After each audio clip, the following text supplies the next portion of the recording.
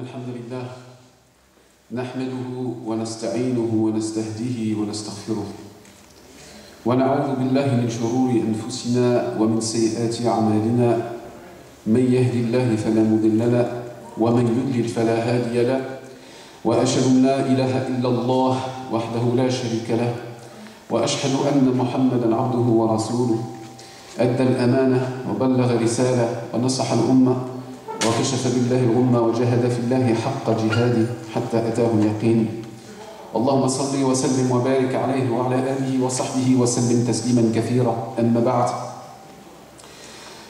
فإن أصدق الحديث في كتاب الله عز وجل وخير الهدي هدي محمد صلى الله عليه وسلم وشر الأمور محدثاتها وكل محدثة بدعة وكل بدعة ضلالة وكل ضلالة في النار أعاذني الله وإياكم من النار وما قرب إليه من قول وعمل آمين. Mes chers frères, mes chères sœurs, je vous salue du salut de l'islam. Assalamu alaikum wa rahmatullahi wa barakatuh. Et je voudrais aussi saluer amicalement en adressant mes salutations humaines, fraternelles, les éventuelles personnes qui ne sont pas de confession musulmane et qui seraient présentes parmi nous. Tout d'abord, je voudrais faire en termes d'introduction un ou deux petits rappels qui me semblent essentiels.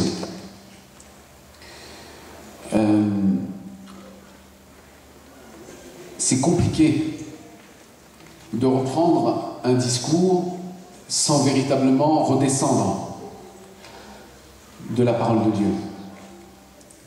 Est-ce que nous oserions nous présenter devant quelqu'un pour qui nous donnons de l'importance en étant pas parfumé, en étant sale, en étant négligent à l'image de ce que nous sommes? En l'occurrence, la lecture du Coran, elle dépoussière. La parole d'Allah Azza wa Jal, elle dépoussière. Et je vous incite ainsi comme moi-même à être attentif. Et lorsque vous n'allez pas bien, et cela arrive à chacun d'entre nous, d'écouter le Coran. لذلك نشكر الإمام الذي قرأ القرآن ومن قرأ القرآن بالخشوع فقد دخل في قسم الخاشعين فنسأل الله جل في علا أن يجعلنا جميعا من الخاشعين. Donc celui ou celle qui aura réussi, qui aura eu la chance à ce que Dieu, pendant une lecture aussi courte fut-elle, puisse enlever de son voile, puisse enlever de son cœur des voiles et qu'il puisse craindre Allah. Alors qu'il remercie ou qu'elle remercie Allah Azza wa Jal pour cela. En deuxième point, je voudrais remercier à titre personnel l'invitation qui m'a été fraternellement adressée par l'association de l'Aube du Savoir, et bien évidemment j'y associe tous les partenaires qui se sont joints à cette organisation. Qu'Allah Azza wa Jal la récompense. Ce n'est pas un travail facile, et je voudrais que vous puissiez l'avoir en tête, puisque va venir dans cette salle, en dehors de cette salle, parmi nous, pendant les quelques heures durant lesquelles nous allons être ensemble, un ennemi déclaré. Shaitan, la'anahullah. Et ne vous trompez pas de combat. C'est bien lui notre ennemi. Et pourquoi j'aborde cette thématique tout de suite? Parce que quand on est au cœur même d'une obéissance, et quand on est au cœur même d'une tentative d'union telle que celle qui nous est proposée, Wallahi, Shaitan, il va passer dans vos rangs, et il va passer dans nos esprits, parce que c'est quelque chose qui lui fait profondément violence que de voir des croyants et des croyantes s'unir. Donc soyez patients. Soyez indulgents à l'égard de vos frères et vos sœurs. Soyez calmes. Trouvez toujours les bonnes pensées, les bonnes excuses. C'est un travail qui demande une réflexion sur soi-même. Et c'est un travail qui demande sur son âme un travail indispensable qui est celui de la purification, de husnul niyya, d'une intention qui est bonne.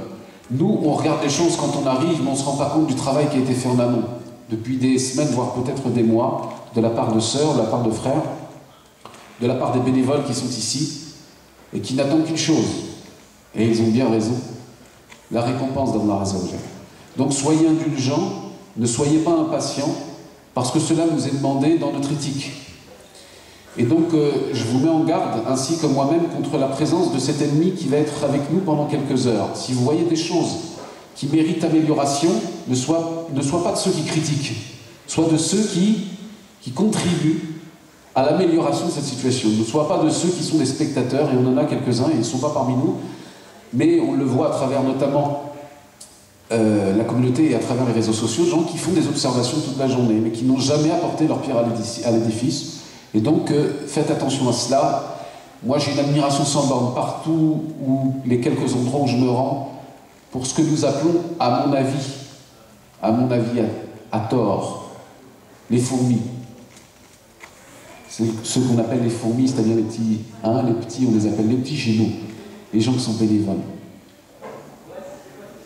Les gens qui font le travail que pas grand monde ne veut faire, ramasser les pierres par terre, ramasser les feuilles par terre, offrir un sourire alors que les gens sont énervés, etc. Tous ces bénévoles qui travaillent ici, là, qui sont dehors, à l'intérieur, et qui font partie aussi de la sécurité, qui veillent sur votre sécurité, sont les premières personnes qu'il faut respecter ici.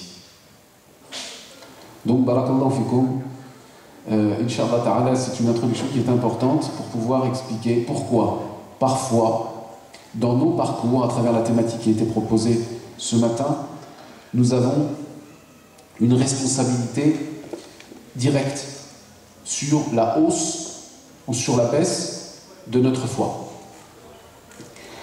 Le prophète sallallahu alayhi wa sallam a indiqué un certain nombre d'éléments qui sont préconisés pour essayer de cheminer vers une foi qui monte. Et il nous a mis en garde contre un certain nombre d'éléments qui sont relatifs à des situations qui peuvent faire en sorte que notre foi puisse baisser ou descendre. Et le prophète sallallahu alayhi wa sallam l'a dit, l'iman yazid wa yanqus, la foi, elle monte et elle descend, et ceci est valable au plus commun des croyants qui constituent quelqu'un qui chemine vers Allah Azza wa Jal. Et en ce sens, il est important d'en avoir conscience.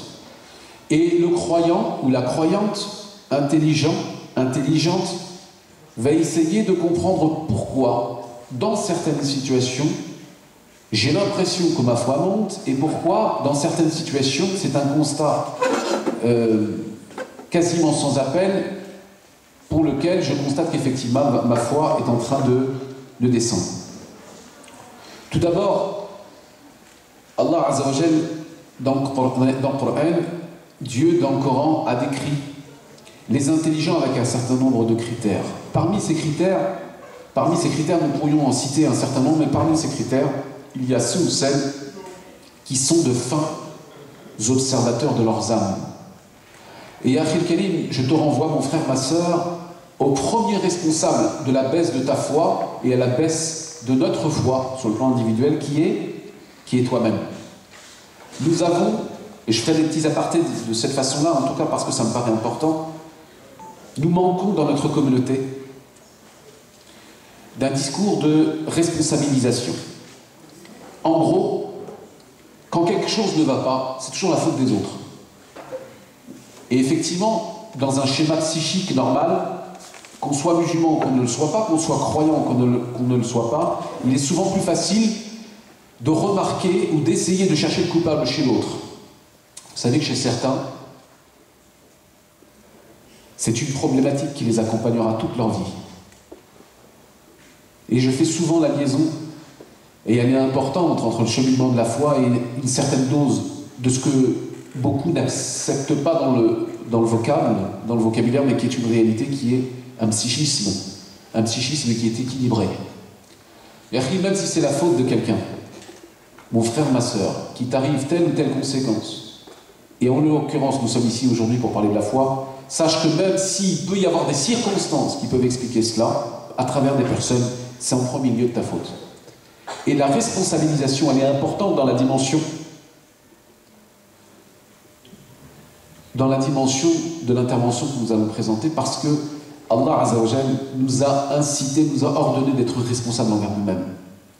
Et de ne pas utiliser l'arbre, qui va cacher la forêt. Et la purification de l'âme, elle est indispensable. Et cette purification, le cheikh nous l'a rappelé tout à l'heure, par la parole d'Allah Azza wa Jal. Tu as une responsabilité première sur la propreté, sur l'évolution, sur le travail, sur ton âme. Et comme nous sommes entre nous, personne ne nous écoute, ce qui est important de savoir, je vous le dis dans le creux de votre oreille, c'est que ce ne sont pas les structures qui font les âmes. Ce ne sont pas les structures qui font les hommes, ce sont les hommes qui font les structures. Ce qui signifie qu'en premier lieu, l'éducation spirituelle individuelle doit être quelque chose qui doit t'accompagner chaque jour. Le fait de te regarder, le fait d'opérer un changement ou une réforme sur ton âme. Car si tu la négliges, tu seras le perdant. Quant à celui qui la purifie, lui ou elle aura réussi. قَدْ أَفْلَحَ مَنْ زَكَّاهَا وَقَدْ خَابَ مَنْ دَسَّاهَا. Aura réussi celui qui la purifie et aura été négligent celui qui l'aura, ou perdant celui qui l'aura négligé, selon le sens approximatif. Donc, il est important de rappeler le droit de Dieu sur toi. Le droit de toi sur toi. À ne jamais, et c'est le premier conseil qui peut être donné dans le domaine de la foi, de ne jamais remettre la faute sur les autres. Il peut y avoir des événements, il peut y avoir des causes qui provoquent une situation imanique, une situation de foi qui fait que tu en es à ce point-là aujourd'hui. Mais en premier lieu, Yahri, si à un moment donné tu as été touché, je prends un exemple qui est extrêmement concret. Si par exemple quelqu'un arrive dans une mosquée, et ça arrivait, on a vu beaucoup de gens dans ce type de parcours malheureusement, et qui en rentrant dans la mosquée voient un certain nombre de comportements qui lui sont inacceptables, des bagarres, des khilafets, des divergences ou des disputes et des conflits qui font que ça a un effet sur son cœur, ce qui est légitime, et que donc malheureusement, sur la base de ce qu'il constate, il soit amené à délaisser la mosquée. Et peut-être même plus loin que cela, comme on nous en éloigne, qu'il soit amené à en délaisser la compagnie même des musulmans et des croyants. Quelle est sa responsabilité là-dedans? Puisque souvent, lorsque on analyse ces choses-là, on se dit mais c'est pas de ma faute, à chaque fois que je viens à la mosquée, ils n'ont pas un bon comportement, tu crois qu'ils donnent l'exemple des autres. C'est que le problème qu'il y a en toi, c'est que tu ne t'es pas protégé de cela. Et que tu n'as pas mis tes priorités là où il fallait qu'elles soient. En l'occurrence, la fréquentation des croyants, la fréquentation de la mosquée, de la responsabilité de ne devoir qu'envers qu'un créateur, Allah Azza wa Jal. Tu auras dans ton parcours des gens qui vont te décevoir. Tu auras dans ton parcours des situations qui vont te chagriner. Néanmoins, il t'appartient de pouvoir y faire face pour la simple et bonne raison que lorsque tu agis, et encore plus dans le domaine de tes adorations cultuelles, tu agis par et pour Allah. Tu agis par et pour Allah Azza wa Jal. Dieu nous rappelle dans le verset suivant. Ya ayyuhalladhina amanu ittaqullaha haqqa tuqatih wa la tamutunna illa wa antum muslimun. Selon le sens du verset, ô vous qui avez cru, craignez Allah comme il se doit et ne mourrez soumis et ne mourrez qu'en étant soumis à Allah.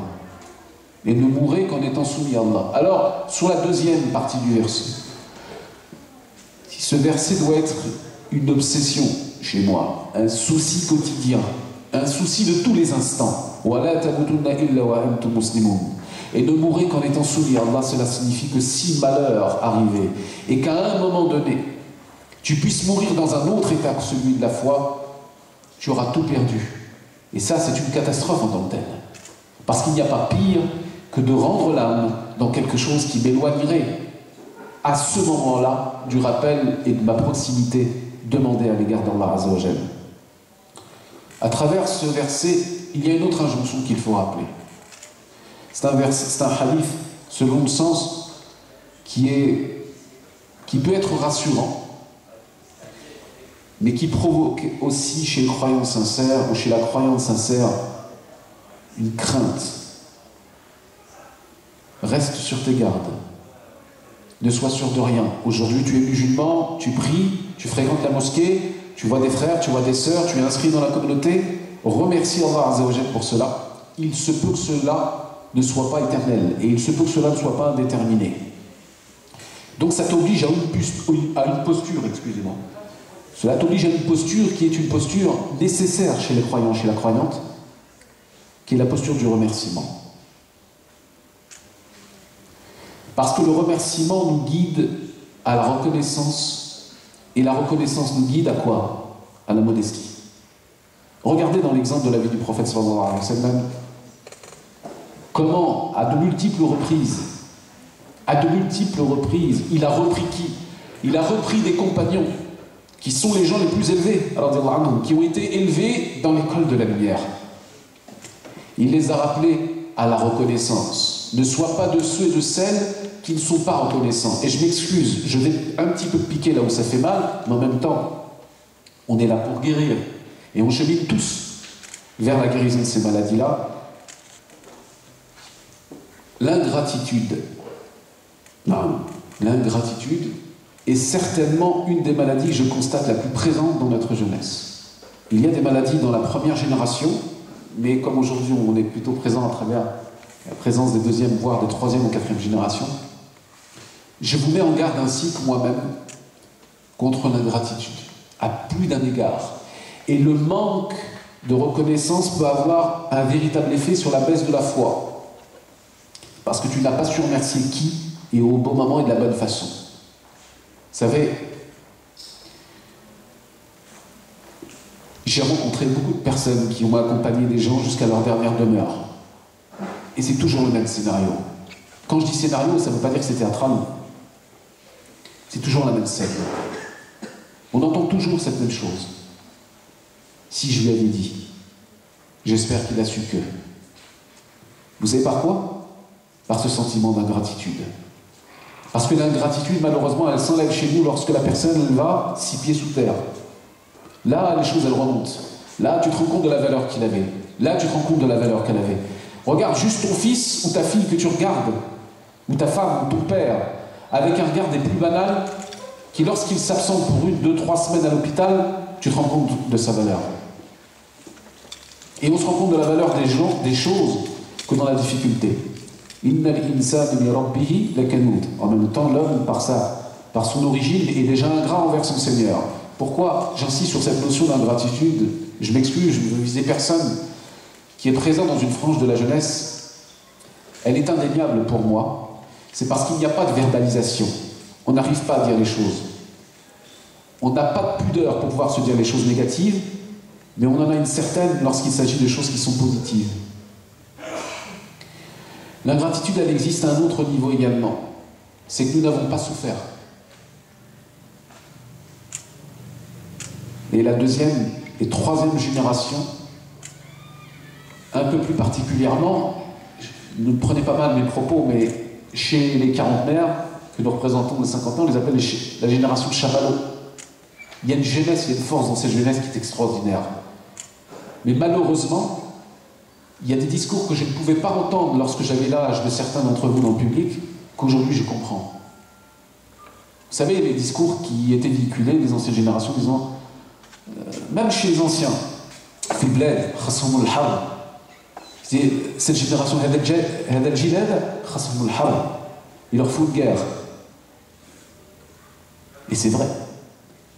Malheureusement, observez la reconnaissance de certains peuples lorsqu'ils ont vécu un traumatisme, lorsqu'ils ont vécu une guerre. Vous allez comprendre. Observez le psychisme des jeunes quand vous allez pas très loin, à 3 heures de Paris. Quand vous allez au Bled, en Algérie, au Maroc, en Tunisie, ou dans un certain nombre de pays musulmans. Pourquoi un jeune de 12 et 13 ans, là-bas, il est plus mature, excusez-moi, que la majorité des jeunes ici? Parce qu'on nous a endormis. Parce qu'on nous a mis un coussin, et tout ce qu'on a, on l'a. Le jeune, il est dans sa chambre. Ah, va me chercher un yaourt. Et on ne bouge plus. On reste sur ses PC pendant des heures.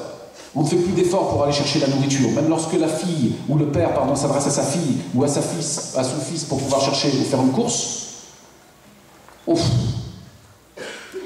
n'arrive même plus à marcher. Je vois des jeunes qui n'arrivent même plus à marcher. C'est des gens qui ont 12, 13, 14, 15, 16, 17 ans. Ils n'arrivent plus à faire un effort. Je ne veux pas généraliser. Je ne veux pas généraliser, mais c'est une tendance qui est indéniable. Le deuxième point, qui est important, c'est de remercier Allah pour ce qu'on a et de remercier Allah Azza wa Jalla pour ce qu'on n'a pas. Parce qu'il y a de certaines épreuves, mes chers frères, mes chères sœurs, que nous n'avons pas parce qu'Allah Azzawajal a estimé dans son immense miséricorde que nous n'avions pas les épaules pour pouvoir la supporter. Et donc il faut que le premier réflexe que nous ayons, lorsque nous nous réveillons le matin, lorsque nous dormons le soir, c'est de remercier Allah. J'ai fait des erreurs, ya Allah. J'ai fait des péchés aujourd'hui, mais je voudrais que la dernière parole qui soit sur ma langue soit une parole qui soit liée à ton rappel. Soit une parole qui puisse obtenir de ta part l'effacement ou l'effaçage, vous l'appelez comme vous voulez, du pardon, l'obtention du pardon et l'abstention des péchés qui seront pardonnés, qui seront effacés. L'intelligence, mes chers frères, ne réside que dans l'observation des signes. Et ça, c'est le deuxième point qui incombe à cette injonction et qui est relative au fait que nous avons une responsabilité, comme je l'ai rappelé tout à l'heure, sur la hausse et sur la baisse de notre foi. Il en est de certains facteurs que nous vivons et qui expliquent la hausse ou la baisse de notre foi, la variation. Parmi ces facteurs, tout d'abord, le fait de vouloir les choses. Allah veut pour nous. Allah Azzawajal, il veut pour nous. Mais cela exige de ta part également que tu veuilles les choses. Nous ne sommes pas dans une compréhension, le tawakkul, qui consisterait à penser que tout ce qui vient de Dieu sans que je ne fasse d'effort. Allah Azzawajal khalaqa al-asbab wa khalaqak likay taqum bil asbab. Allah Azzawajal a voulu les choses, il a créé les causes, mais il t'a créé pour mettre en place les causes. Donc il y a des choses qui vont être du ressort de ta volonté après celle d'Allah Azzawajal. Parmi ces critères, mon frère, ma sœur, je t'incite à observer à quoi ressemble ton entourage. Quel est le profil de personnes que tu fréquentes? Quel est le profil de ce que nous pourrions appeler la première ligne ou le premier rang? Des gens qui partagent ton quotidien, des gens que tu aimes. Et ça, c'est un indicatif très important dans le chemin vers lequel tu tends. As-sohba, les fréquentations. Pourquoi fréquentes-tu tel individu avec tel profil? Quel est ton intérêt là-dedans? Il n'y a pas de jugement dans ce que je suis en train de vous dire.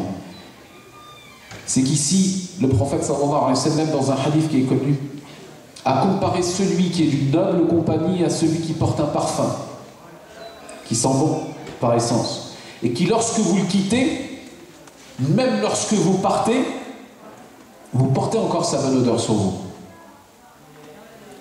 Alors comment ça se concrétise? Ça se concrétise physiquement. Vous croisez quelqu'un qui a un bon parfum, vous lui faites une accolade, vous revenez chez vous, qu'est-ce qui se passe? Eh bien, vous portez son odeur sur vous. Et peut-être même que ça vous fera penser encore à lui. Par image, si vous fréquentez de près quelqu'un qui vous amène à tendre vers les actions de piété, peut-être va-t-il avoir sur vous, en tant que frère, en tant que sœur, une influence qui sera une influence positive. Par exemple, vous apprenez en secret, car mes chers frères et mes chères sœurs, je vous incite, ainsi que moi-même, à cacher vos bonnes actions. Comme le prophète sallallahu alayhi wa sallam l'a dit, nous avons plaisir ou intérêt à cacher les mauvaises. Eh bien, cela consiste tout simplement à ce que, lorsque vous apprenez en secret qu'un frère que vous fréquentez, il jeûne, ou il pratique un certain nombre de dhikr, de aftar, ou il a ce que nous appelons un wird, c'est-à-dire un exercice quotidien qu'il ne lâchera pas. Je prends un exemple, l'exemple d'un wird, c'est un concept qui consiste à un pacte entre toi et ton Seigneur, Jalla fi'ula, qui peut être tout à fait léger, mais qui, si tu le fais régulièrement, comme tu t'es engagé auprès de ton Créateur à le faire, va avoir une conséquence positive sur ta foi. Je prends un exemple, je ne me couche pas le soir, c'est un exemple, hein? Je ne me couche pas le soir sans dire 10 fois La ilaha illallah. Ou au moins le dire 10 fois par jour, ou au moins lire une page de Coran par jour. Et c'est un wird, c'est-à-dire un exercice intime et spirituel qui va t'amener à avoir un lien de proximité avec ton Seigneur, Jalla fi'ula. Et donc cela va avoir une conséquence sur ton cœur et sur ta poitrine parce que tu pratiques quelque chose qui est lié à une intimité spirituelle entre toi et Allah Azza wa Jal. Et tu apprends que ton frère il a le wird et que toi tu ne le fais pas. Alors peut-être ça va avoir une influence, ton frère ou ta soeur, ça va avoir une influence positive sur toi en disant mais subhanallah, il m'a devancé. J'avais même pas pensé à faire ça. Et donc, cela va être un facteur positif. Peut-être tu vas dire une erreur et le frère t'a dit à de l'air. Et akhi, je t'aime pour Allah Azza wa Jal, laisse tomber, ça sert à rien qu'on parle de ça. Alors vous voyez, c'est pas la même chose quand on dit à un frère, quand on est en groupe. Akhi, laisse tomber, ça sert à rien qu'on en parle.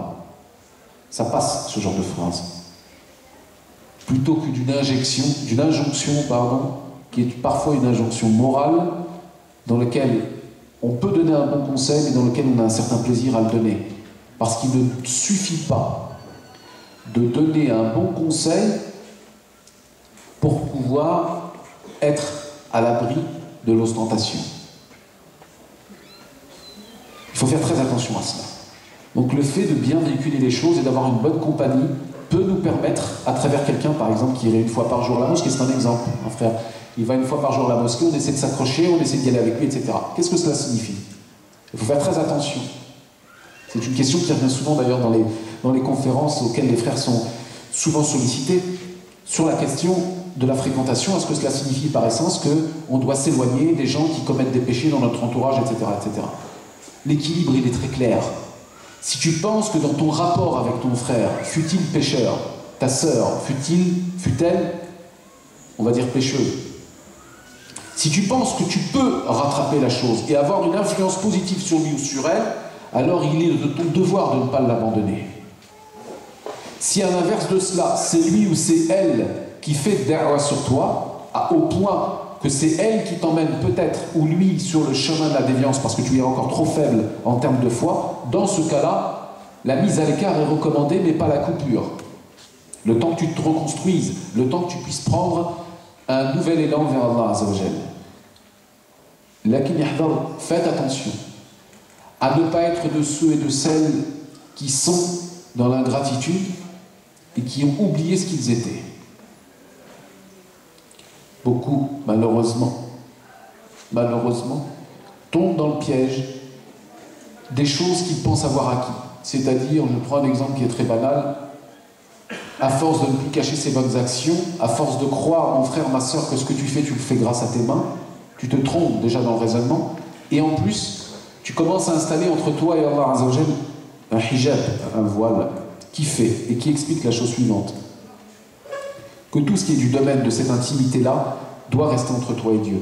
Mais quand le frère, je prends un exemple très clair, depuis 2, 3, 4, 5, 6 mois, commence à pratiquer l'ifadlillah, il commence à revenir à la prière par la grâce d'Allah Azza wa Jal, qu'il commence à fusiller, qu'il commence à être un tireur d'élite, à être une kalachnikov ambulante, et à juger telle et telle personne parce qu'il a telle ou telle posture.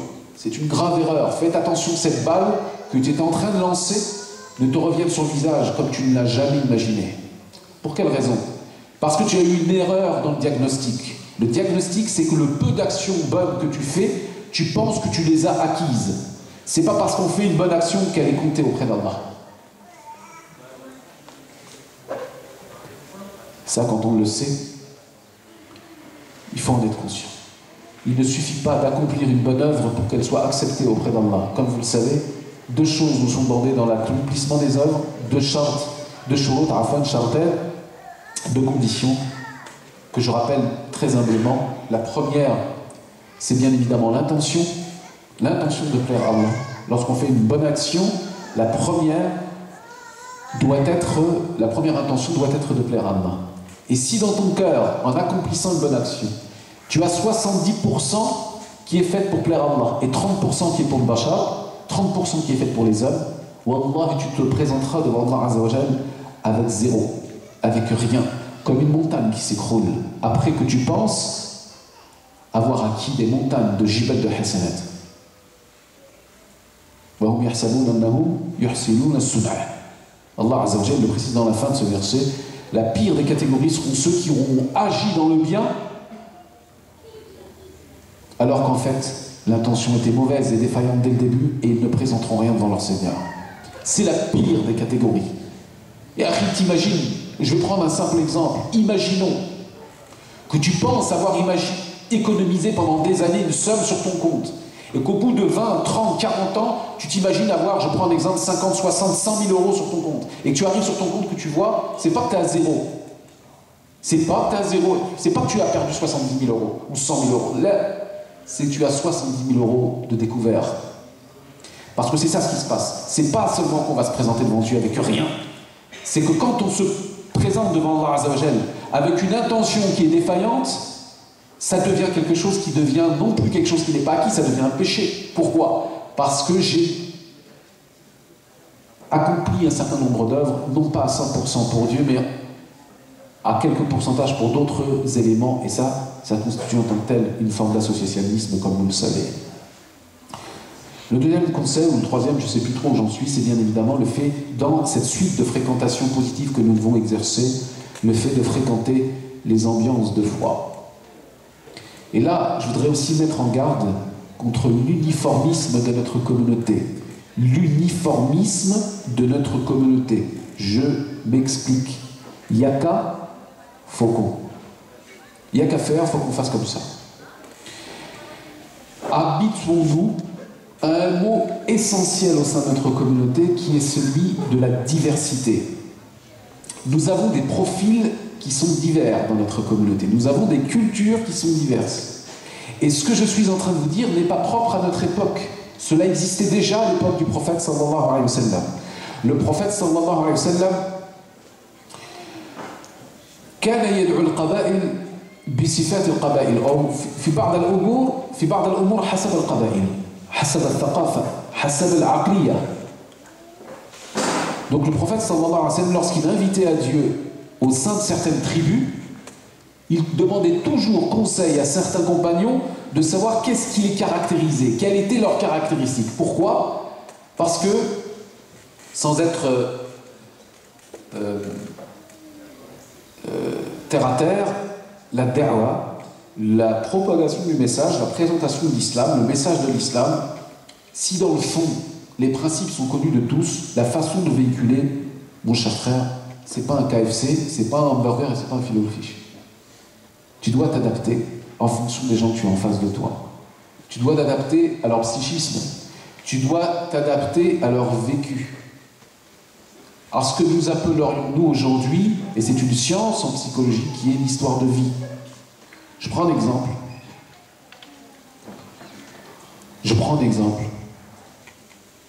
J'ai dans mon entourage un frère, subhanallah, qui est d'origine bosniaque. Et il m'a raconté la guerre, vous savez, dans les années 90, de 92 à 96, 95, vous connaissez l'histoire, j'incite les jeunes générations à regarder l'histoire de l'Europe notamment. Il y a eu un génocide qui s'est passé à quelques heures de la France, et dont à l'époque, un des responsables, je dis bien un des responsables, parce qu'il y a toujours des responsables politiques en général, mais à l'époque, un des responsables était le président de l'époque, François Mitterrand, pour qui certains, encore chez nous, disent, lorsqu'ils entendent son nom, Allah Hamrou. Quand vous dites pourquoi, tu dis Allah Hamrou, c'est lui qui a créé la CAF, c'est lui qui a rien créé du tout. La CAF, mon frère, c'est pas un bien, je pense, dans le fond, parce que ça endormit beaucoup de gens, mais c'est surtout que ça existe depuis des siècles dans la société islamique. Le fait d'avoir une entraide sociétale qui permet à un citoyen d'avoir un minimum de revenus et qui puisse aider avec un contrat moral à ce qu'il puisse exercer une éventuelle activité salariée, c'est quelque chose qui pousse et qui importe.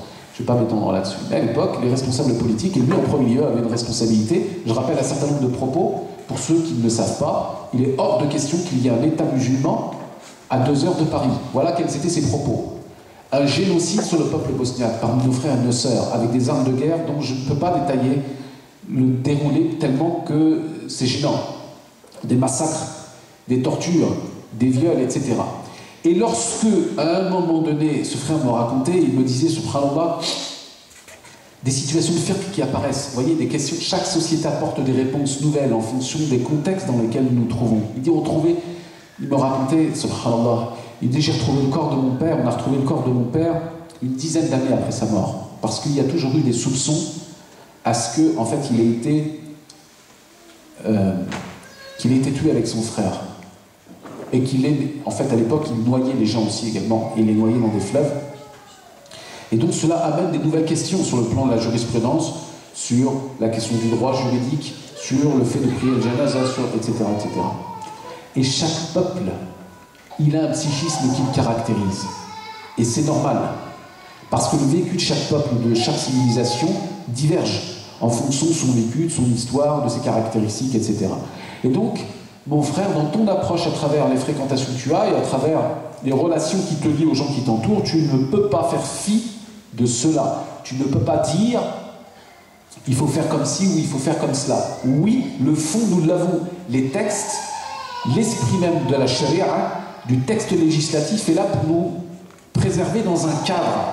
Mais l'application même de ce cadre, il va dépendre d'un certain nombre d'éléments dont la jurisprudence elle-même va pouvoir tenir compte.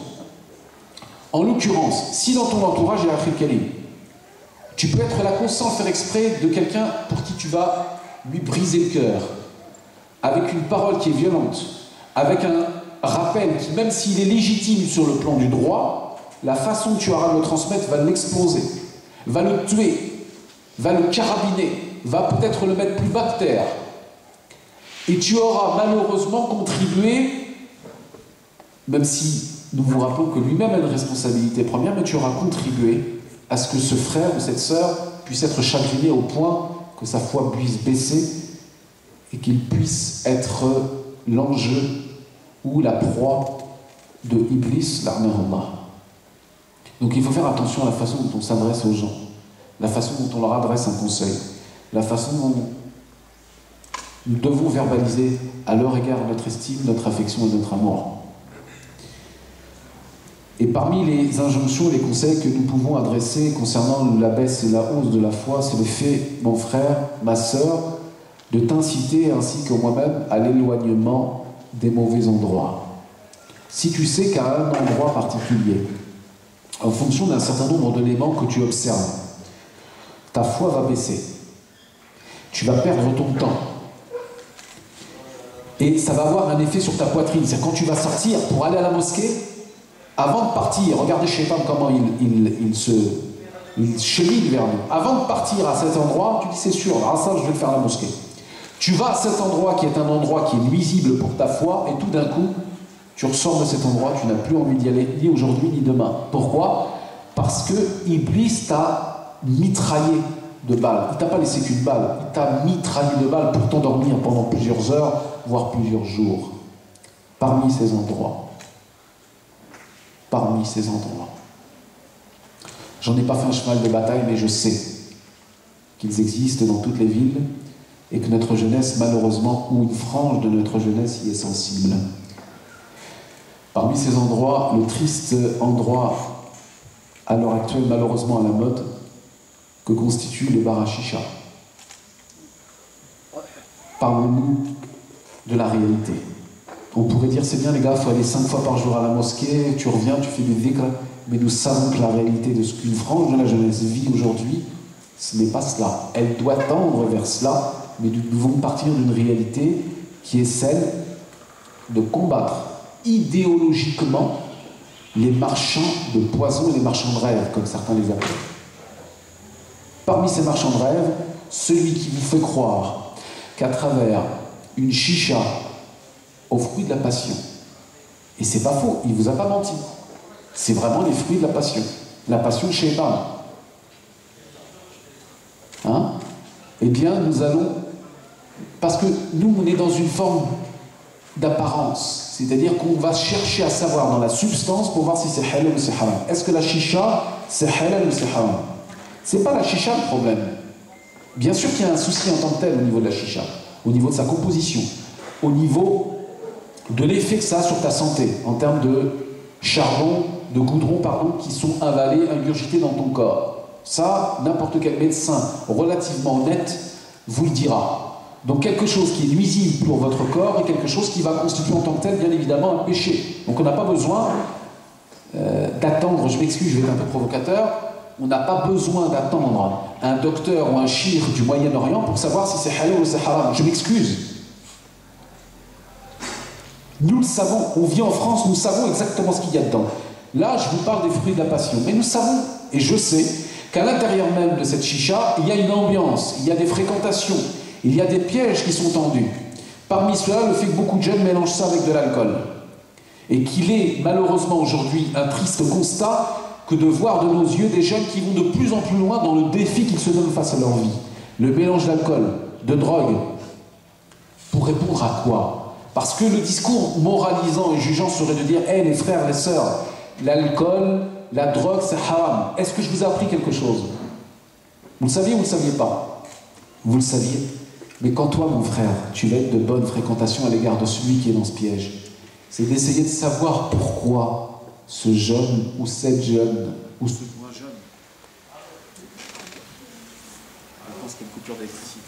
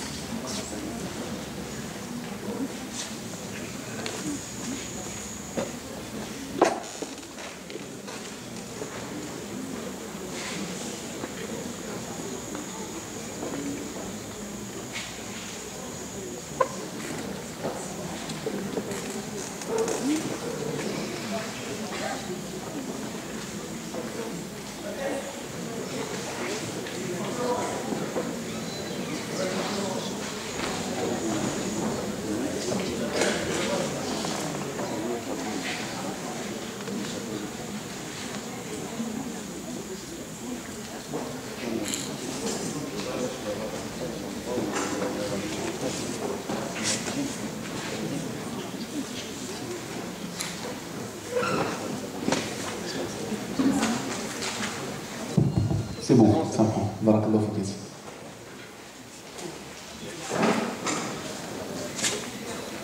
Vous ai-je appris quelque chose de nouveau lorsque je vous dis que l'alcool ou les drogues sont quelque chose d'illicite? Non. Par contre, il t'appartient, mon frère, en tant que croyant et que croyante, de faire preuve d'une qualité qui t'est demandée. Ah mon Dieu, qu'elle est dure. Et elle demande un fonctionnement psychologique qui exigera de ta part des efforts extraordinaires. Mais lorsque tu l'auras acquise, et les frères qui font des voyages humanitaires parmi nous le savent, cette notion d'empathie qui est essentielle. Je vous explique ce que c'est que l'empathie. C'est d'être capable de comprendre la douleur de l'autre. De ne pas le juger sur une action, mais de comprendre ce qui a fait qu'il en arrive ici, maintenant et tout de suite, dans cet état-là. Beaucoup de jeunes font l'erreur de croire ou d'imaginer que la drogue, qu'un éventuel pétard occasionnel, qu'une chicha occasionnelle va leur faire oublier leurs problèmes. C'est une erreur. Ce qui nous est demandé à nous en tant que croyants, c'est d'essayer de faire en sorte de creuser ce qui a provoqué ce désespoir. Parfois de la violence.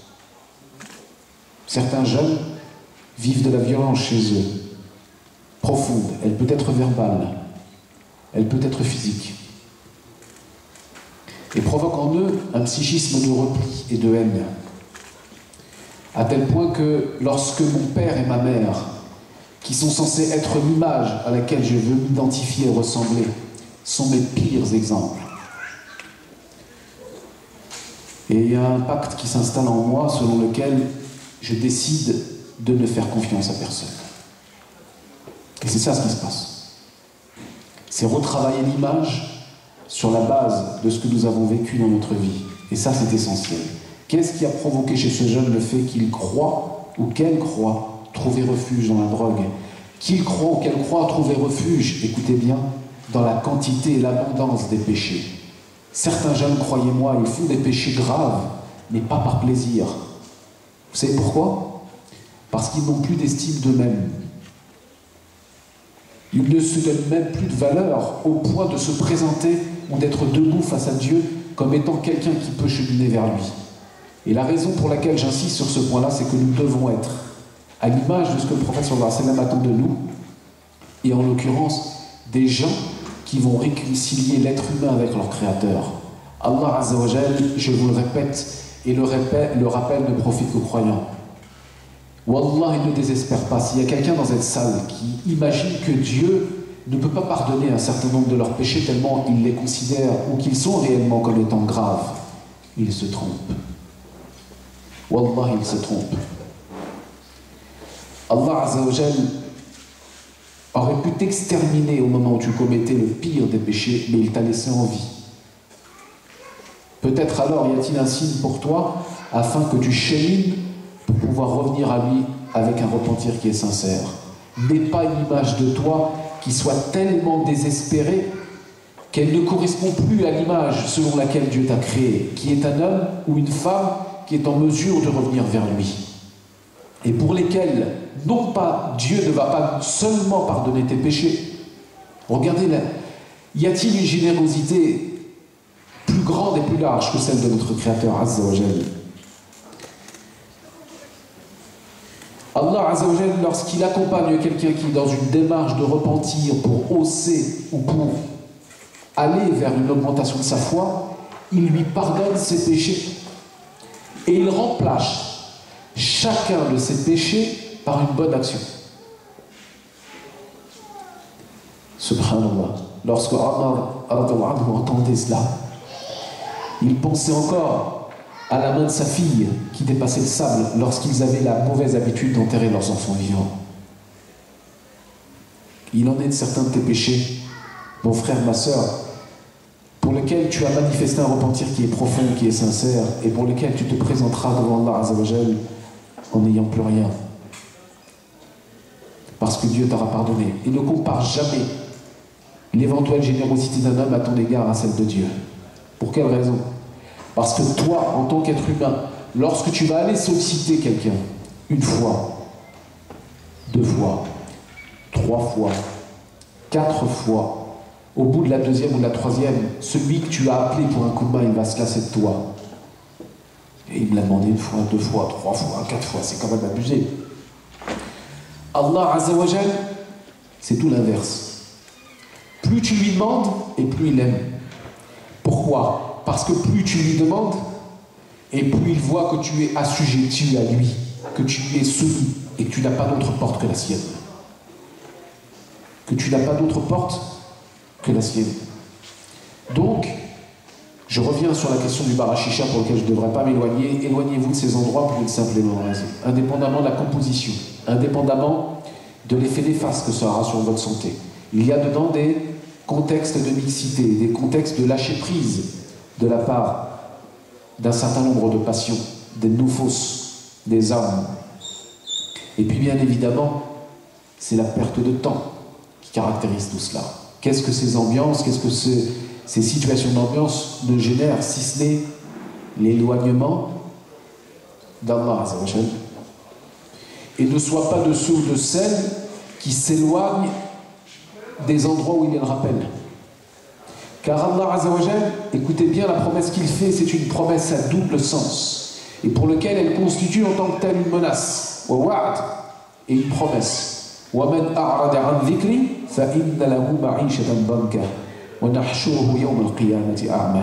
Quant à celui ou celle qui s'éloigne de mon rappel, qui s'éloigne de mon rappel, فَإِنَّ لَهُ مَعِيشَةً ضَنْكًا, nous allons lui réserver une vie pleine de gêne. Vous savez ce que c'est qu'une vie pleine de gêne? Vous pensez que ce sont des factures qui arrivent dans vos boîtes aux lettres? Vous croyez que c'est un décès qui est dans votre entourage? Wallah, ce n'est pas cela. Ma'ishatan danka, c'est quand le matin, mon frère, ou le soir, mon frère, ma soeur, tu te lèves et que tu ne vas pas bien et que tu ne sais pas pourquoi. Tu ne sais même plus pourquoi. Il y a un sentiment en toi qui fait que tu n'arrives pas à être heureux. Tu n'arrives pas à avoir accès à ce que nous appelons, et ce que tout être humain vers lequel il tend, qui est le bonheur. Et ce bonheur ne peut se résumer que dans la foi. Wallahi. Et je n'ai pas besoin de vous citer l'exemple. Je n'ai pas besoin de vous citer l'exemple pour vous dire qu'il ne peut y avoir de bonheur plus apaisant et de stabilité des âmes et des poitrines plus longues et plus agréables que celle de la foi. Le reste n'est que pacotille.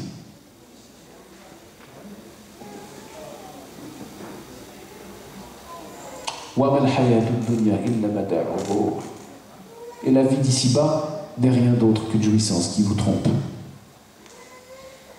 Donc la recherche du bonheur, elle ne peut se faire que par et pour la foi. Parmi ce piège qui nous est tendu par Shaitan, je suis en train de vous expliquer finalement que la fréquentation des endroits ont une conséquence directe sur le psychisme, et c'est vrai. En fonction de l'endroit dans lequel tu te trouves, ton cœur il est comme une éponge. Il y a des frères, machallah. Je prends un exemple pour rigoler un peu, mais il y a des frères, et des sœurs, c'est pareil de l'autre côté, mais pas dans les mêmes contextes. Il y a des frères, tu vois, machallah, à la mosquée, toujours calme. Tu le vois dans un stade de football, tu dis c'est un animal. Allah, et quand tu le regardes, ça j'aimerais bien qu'un jour il y ait quand même des caméras qui puissent nous amener sur nos comportements. Tu vois, le gars il se lève, il commence à crier, etc. Lui-même il ne se reconnaîtrait pas. Pourquoi? Parce que son cœur à ce moment-là c'est comme une éponge. Il a été absorbé de l'eau sale dans laquelle il se trouve. Je n'ai rien contre le football, avec un certain nombre de limites sur l'aspect passionnel, néanmoins, qui fait de véritables dégâts chez nous, dans notre communauté, et toute génération confondue d'ailleurs. Quand tu as le nom du PSG ou de Zlatan ou ce que tu veux, beaucoup plus nombreux dans ta langue que tu n'as le nom de Dieu sur ta propre langue, là il y a un problème. Quand tous les dimanches avec tes amis, tu t'es fait la promesse insidieuse de ne pas louper le rendez-vous du PMU le dimanche matin pour pouvoir faire le bilan de la 27e journée de Ligue 1 de la veille, et que ça génère des passions, des disputes, tu perds ton temps. Qui va te dire qu'un jour, ça se trouve, tu vas t'énerver pour une défaite de Marseille ou du PSG ou de Lyon, ou tu vas faire une crise cardiaque, tu vas mourir. Qu'est-ce que tu vas présenter devant Dieu? Yallah, va présenter les coachs, va présenter les joueurs. Qui va te sauver? Et sache que le prophète sallallahu alayhi wa sallam nous a dit, nous a rappelé que nous allons être ressuscités dans l'état dans lequel nous allons mourir. Hasbi Allah wa ni'mal wakil. Allahumma arzuqna husn khatima. Dites amin. Qu'Allah azza wa jalla nous donne une bonne fin. Parce que nous allons mourir avec ce que nous avons aimé. Et il faut souhaiter aimer le bien. Il faut souhaiter aimer le bien. Le cœur, comme je vous l'ai dit, est comme une éponge. Et cette éponge, lorsqu'elle est mélangée à la lourdeur du quotidien, et cela concerne les hommes et aussi les femmes, la routine, le quotidien, il fait des dégâts. Qu'à une condition. On peut y échapper. Et ça, la routine, la lourdeur de la routine et du quotidien, elle a un effet sur la foi. Des fois, vous entendez des frères dire « tous les jours se ressemblent, je fais la même chose, etc. » Eh bien, ce qu'il faut, c'est partir de l'analyse que tu fais, qui est légitime, qui est le danger du quotidien pour pouvoir le changer. Par exemple, tu sens que ce que tu vois dans les mosquées ou dans un certain nombre de comportements te touche. Marche. Sors et marche. Va à une mosquée de temps en temps où tu ne connais pas grand monde, ne serait-ce que pour te renouveler, changer. Quand on fait toujours et qu'on écoute les mêmes endroits, des mêmes personnes, on se lasse, et c'est normal, c'est un fonctionnement qui est tout à fait humain. La marche, je vous recommande la marche. La marche, c'est une pratique des prophètes, alayhi salatu wassalam. La marche, elle te permet de réfléchir. La marche, elle te permet de prendre du recul. La marche, elle te permet l'observation.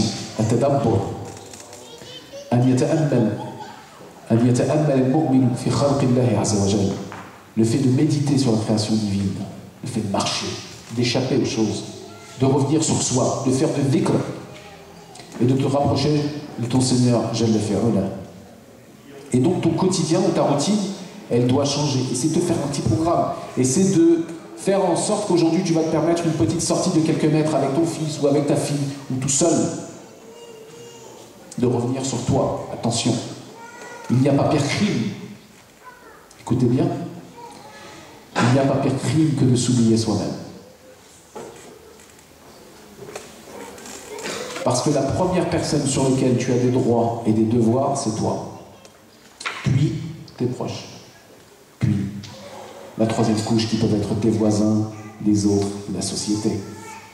Mais quand tu commences par la dernière des priorités pour négliger la première, alors là il y a un souci, et cela peut être aussi la cause de la baisse de la foi.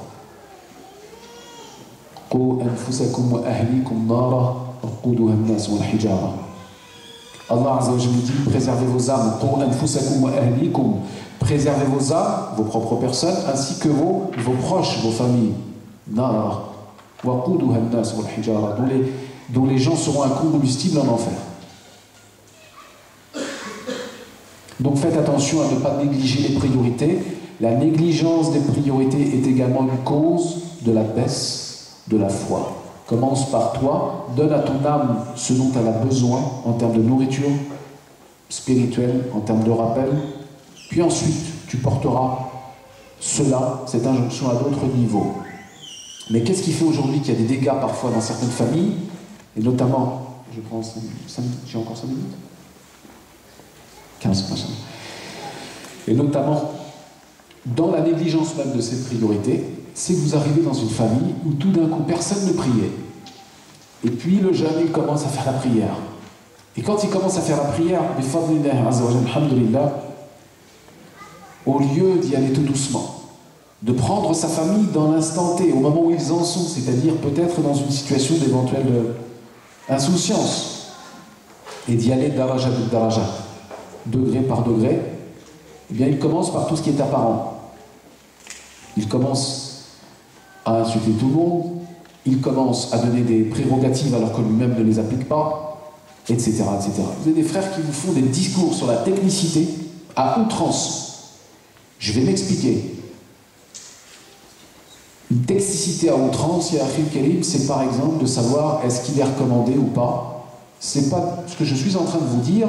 Je ne suis pas en train de vous dire que ce n'est pas important. Je suis en train de vous dire que ce n'est pas une priorité. On ne commence pas par ces choses-là. Le frère, pendant 2 heures, il fait une divergence avec un frère ou une sœur avec une sœur, et on le voit dans certaines situations. Est-ce qu'on a le droit? Est-ce qu'on doit mettre les chaussettes par-dessus le pantalon? Est-ce que le khawfayn, par exemple, les chaussettes, combien de temps? Et on va sur cette technicité-là qui est importante pour savoir comment on adore Allah Azza wa Jalla. Mais quand tu le vois, lui, dans la rue, comment il parle à ses parents, tu te dis, mon frère, il porte des chaussettes par-dessus le pantalon, il insulte sa mère. Comment, mon frère, ma sœur? Tu peux commencer par quelque chose qui est la cerise sur le gâteau, alors que tu ne respectes pas la première catégorie de personnes pour laquelle le respect est demandé après l'obéissance à Allah Azza wa Jalla. Wallah, c'est une musiba. C'est une catastrophe ce que je suis en train de vous décrire. Pourquoi? Parce que les premières conséquences de cette da'wa négative, ce sont les familles en tant que telles. Vous avez des familles aujourd'hui qui vous disent, mon fils, qu'Allah nous pardonne. Qu'Allah pardonne lorsque je vous dis ça, elles se trompent. Mais dans ce qu'elles vivent, elles ont raison. Dans ce qu'elles vivent, elles ont raison. Sur les faits, elles se trompent. Mais dans ce qu'elles vivent, dans leur quotidien, elles ont raison. C'est mon fils, lorsqu'il ne priait pas, il était tranquille. Maintenant qu'il va à la mosquée, qu'il a commencé à avoir une certaine... il n'est pas éduqué. Parce que le problème, c'est qu'on n'a pas commencé par l'éducation. On a pris les injonctions et on les amène. Sans éducation, voilà, il nous dégoûte de la religion. Et c'est une réalité, je suis désolé de le dire, quand des papas ou des mamans viennent vous dire ça, nous n'avons pas d'autre réponse que de leur dire qu'ils ont commencé dans le désordre. Que tout doit commencer par l'éducation, al-adab wal-akhlaq. Que les actions, le fait de respecter ton père ou ta mère, c'est quelque chose qui est primordial, de respecter tes voisins. Comment peux-tu, allez, on va donner un certain nombre d'exemples, avoir la conscience tranquille d'écouter une khutbah pendant 30 minutes le jour du Jumu'ah et tu te gares derrière une voiture qui va empêcher ton voisin de sortir. Billahi alaykoum. D'où ça vient cette éducation? Qu'est-ce que c'est que ça? Est-ce que c'est une exception ce que je suis en train de vous décrire? Ça existe dans toutes les villes. Vous croyez qu'on donne l'exemple quand on fait des choses comme ça? Vous croyez que ça donne l'intérêt aux gens de pouvoir se comporter à travers un cheminement vers l'islam? Nous contribuons à notre propre perte. Et heureusement, ça ne tient pas à nous. Ça tient à la guidée de vient que d'Allah. Mais nous avons une responsabilité certaine sur nos actions, à travers nos actions et à travers nos agissements. Tu pourras, je m'excuse, je suis obligé de vous parler comme je pense.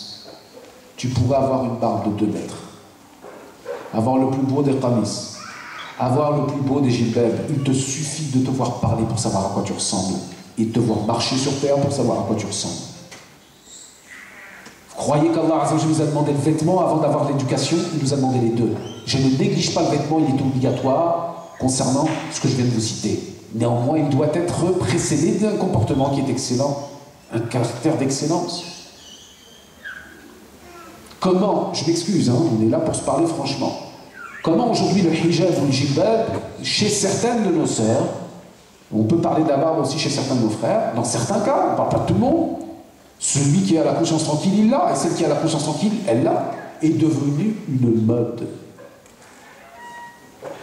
C'est devenu une mode. C'est-à-dire que la sœur, elle peut porter le jilbab, elle ne prie pas. Le frère, il porte la barbe, il prie une fois sur deux. Il parle mal à ses parents, ou elle parle mal à ses parents, etc. Tout ça, ce sont des choses. Ya Allah, tu peux faire ce que tu veux devant les hommes, devant Allah Azza wa Jalla, tu as des responsabilités dans ton comportement. Tout ça, ça doit précéder une éducation, un comportement, une façon de parler, de faire face à ses passions. Chacun chez nous, tout le monde a ses défauts. Wallah est le premier qui vous parle. Là qu'il y a un stock minimum. Tu ne peux pas t'adresser à ton père comme tu t'adresses à un copain ou à ta mère. Vous avez des sœurs, lorsqu'elles sortent avec leur mère, elles laissent leur mère derrière ou devant pour pas qu'on les voit avec elles. C'est honteux, ces choses-là. Comment mon frère, en tant que musulman qui chemine vers Allah Azza wa Jal, tu peux parler avec une sœur à travers les réseaux sociaux, à travers une certaine façon de concevoir les choses, sans avoir la crainte d'Allah Azza wa Jal. Et inversement concernant les sœurs. Nos parents, nos générations, les non-musulmans, et c'est normal, nous regarderons à travers nos agissements, et c'est ce qui leur est demandé. Et c'est légitime. Nous avons, en tant que responsables, en tant qu'acteurs de la communauté musulmane, en tant que musulmans et citoyens tout simplement, une responsabilité. Écoutez bien, nous avons une part de responsabilité, même si elle est infime et mineure. Et même si vous trouverez toujours en face des gens, en face de vous, des gens qui sont de mauvaises, qui n'accepteront jamais la vérité. Nous avons malheureusement une part de responsabilité sur le climat d'islamophobie que nous vivons. Il ne faut pas se cacher la vérité. Même si c'est 10%, même si c'est 20%, il faut les regarder. Il faut que nous puissions nous réapprendre ou réapprendre à nous éduquer. Comment voulez-vous? Moi, je suis intervenu des fois auprès de directeurs d'établissements pénitentiaires, auprès de professeurs. Je me souviens d'une discussion qui date il y a près de 20 ans, auprès d'un directeur d'école d'infirmières. Et l'intervention qui avait été préconisée était relative à tout ce qui est lié au corps et à l'abstinence du corps, etc., dans la dimension de la spiritualité musulmane, et notamment chez nos frères, chez nos sœurs. Mon directeur, il a rigolé devant moi. Je vous jure, Wallah, il a rigolé devant moi. Il dit, mais vous savez le nombre de musulmans que je vois ici, pour qui on fait des opérations, pour lesquelles il y a votre réalité, elle est bonne que sur les livres. Et nous devons partir sur la base de cette réalité-là. Partir sur la base de cette réalité, c'est une seule phrase. De qui dois-tu avoir peur? De qui dois-tu craindre le châtiment? Mais de qui, parallèlement à cela, tu dois espérer la plus grande des récompenses, parce qu'il n'y aura pas plus grand pardonneur et il n'y aura pas plus généreux que lui, si ce n'est ton Créateur. Azza wa Jal, exalté soit-il. Le cœur, mes chers frères et mes chères sœurs, pour les 5 minutes qui me restent, est comme le corps, il a besoin d'alternance. Et c'est la raison pour laquelle les causes qui vont générer la baisse et la hausse de la foi sont résumées dans les quelques éléments que je vous ai énoncés. Il y en a bien d'autres. Nous avons cité Sohba, les fréquentations, le fait de fréquenter des bons endroits, de faire les efforts. Aujourd'hui, malheureusement, il faut bien reconnaître la vérité. Vous êtes à Clermont-Ferrand, machallah, vous êtes toujours dans l'équilibre. Ça fait la 2e fois que je reviens et je remarque très souvent qu'il y a un équilibre qui m'épate entre les frères et les sœurs. Parce que très souvent, partout où on va, il y a généralement une écrasante majorité de sœurs pour une minorité de frères. Pour quelle raison? Bien, tout simplement parce que les frères, ils ont l'erreur de croire qu'ils viennent quelque part pour apprendre quelque chose. Nous, et tous les frères qui vont intervenir ce week-end n'ont pas la prétention d'apprendre quelque chose aux gens qui sont en face d'eux. Nous sommes tous ensemble sur le même bateau. Et ce bateau, c'est le bateau du rappel. C'est le rappel qui va redonner vie, qui va redonner de la puissance, qui va redonner de l'énergie au cœur et à la foi. Et donc, il est important de pouvoir faire l'effort. Et lorsque tu es assailli par Shaitan, et que Shaitan il te dit n'y va pas, que ce soit ici ou à la mosquée ou quoi que ce soit, est-ce que tu ne t'es pas trouvé à la mosquée en te disant Wallah, qu'est-ce que j'aurais perdu si j'étais pas venu? Quand on est à la mosquée, on se dit, Shaitan m'a travaillé, mais je suis là, je suis assis. Wallahi, il m'est arrivé de prendre en kilos de foi, même si c'est pas en kilos que la foi se prend, mais c'est une image. De certains croyants juste en les observant. La posture qu'ils avaient, la façon qu'ils avaient d'être dans le lien et non pas dans la coupure. Nous sommes parfois, malheureusement, trop souvent, vous avez trouvé mon discours un peu pessimiste, mais j'aimerais bien me tromper. Mais souvent, au sein de notre communauté, nous sommes jalonnés de ruptures. Il y a beaucoup de ruptures. Mais il faut recréer du lien. C'est ça qui est important entre nous. Recréer du lien, c'est partir sur la base de la sincérité. C'est de se regarder dans une glace. Ô vous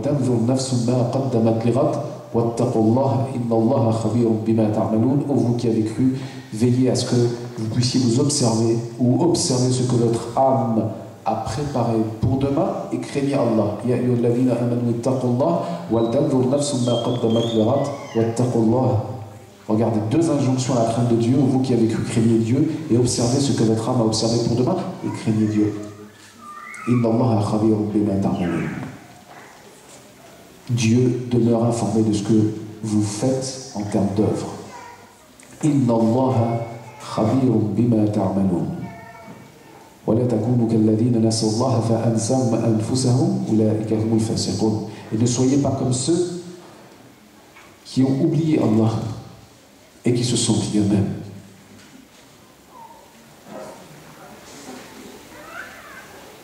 Wallah, il n'y a pas pire ennemi que celui de l'éloignement d'Allah. Il n'y a pas pire situation, que celui ou cette situation qui nous amène à nous éloigner de notre Créateur Azza wa Jal. En dépit de tous les obstacles que nous aurons sur notre chemin, nous devons rester sur le bateau, cheminer vers Allah Azza wa Jal et bien évidemment arriver à notre destination. Et cette destination pour nous tous, c'est l'agrément d'Allah Azza wa Jal à travers l'obtention du paradis. Je terminerai sur le fait peut-être de faire une promesse, que chacun d'entre nous doit faire une promesse entre lui et son Seigneur Jalla Fa'oula, de réserver une invocation à l'égard de quelqu'un qui lui est cher.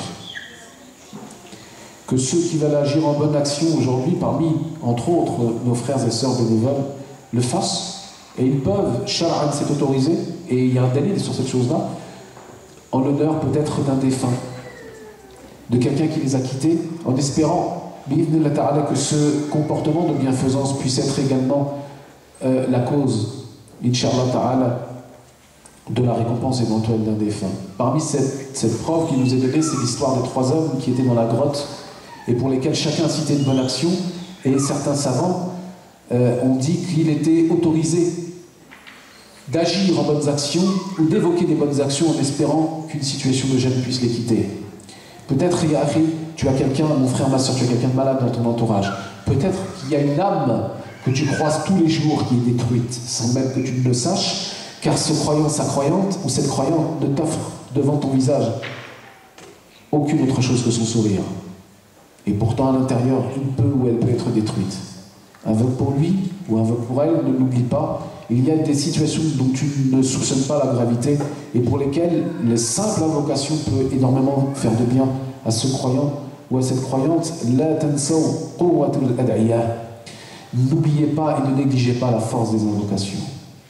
L'invocation est une adoration, ad-du'a, ibada, et c'est le lien qui te lie et qui nous lie tous à notre Créateur Azza wa Jal. Puisse Allah Azza wa Jal nous pardonner, nous agréer de son pardon et faire en sorte que notre foi puisse monter au maximum, même s'il n'y en a pas, et ne puisse au minimum jamais baisser. Bi'idhnillah ta'ala. Je voudrais donc terminer ces quelques mots en présentant, Inch'Allah ta'ala, pour ceux qui on m'a autorisé à le faire, donc pour ceux qui souhaiteraient éventuellement se rester en communication ou en lien avec nous, puisque le temps passe et on va se croiser avec certains, mais vous savez, le temps nous est compté. Nous avons donc une association sur Tours, dans le 37, en Indre-et-Loire, qui est une région que je vous invite à visiter. Notre frère Ismaïl est venu nous voir à plusieurs reprises, avec un certain nombre de frères qui est en Indre-et-Loire, au milieu de la France. Pour certains d'entre vous qui connaissaient peut-être Tours et ses alentours. Et donc nous avons une association qui s'appelle ICM 37, Information Culte aux Musulmans, qui existe depuis 2005, que vous pouvez retrouver par le biais de son Facebook, ICM 37, et pour lequel nous essayons de mettre en place un certain nombre d'actions à travers des rappels, à travers l'organisation de conférences, à travers le rappel d'exhortation, mais également qui se veut une action associative ouverte vers les non-musulmans. Parce que c'est important aussi de pouvoir être présent et de ne pas fonctionner comme malheureusement c'est souvent le constat en vase fermé.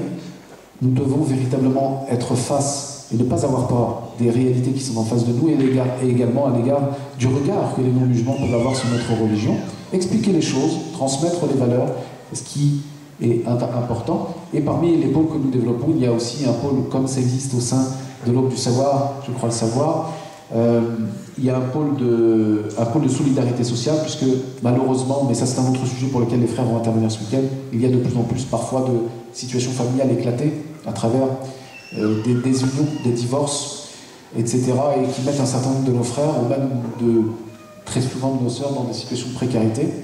Et donc nous essayons, Inch'Allah Ta'ala, à travers ce pôle entre guillemets social de notre association, de pouvoir agir pour pouvoir aider ces personnes-là.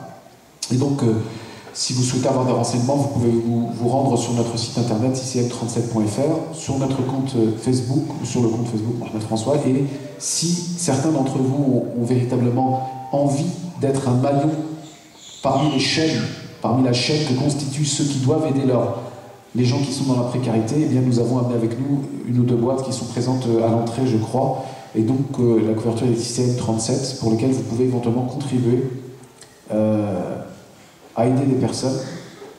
Et parfois, croyez-moi, les choses que nous considérons les plus légères sont parfois très lourdes auprès d'Allah Azza wa Jal.